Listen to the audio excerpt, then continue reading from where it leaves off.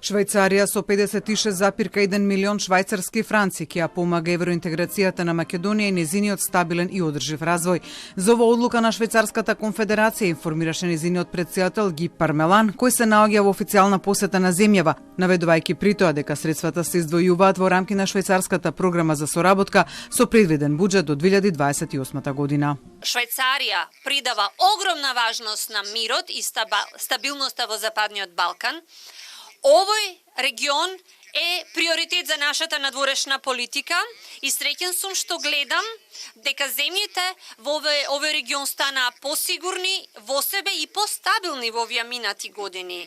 Пармелан при тоа посочи дека за Швајцарија е многу битно владењето на правото, ефикасноста на институциите, како и стабилноста и предвидливоста.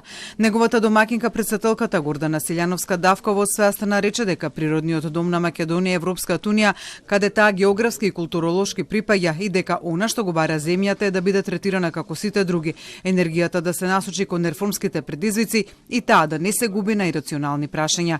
Силјановска-Давкова за иницијативата на Европскиот фронт, предводена од ДУИ, за собирање потписи на 30 пратеници за иницирање на уставни измени, рече оти тоа е партиска одлука за која мисли дека нема шанси да успее.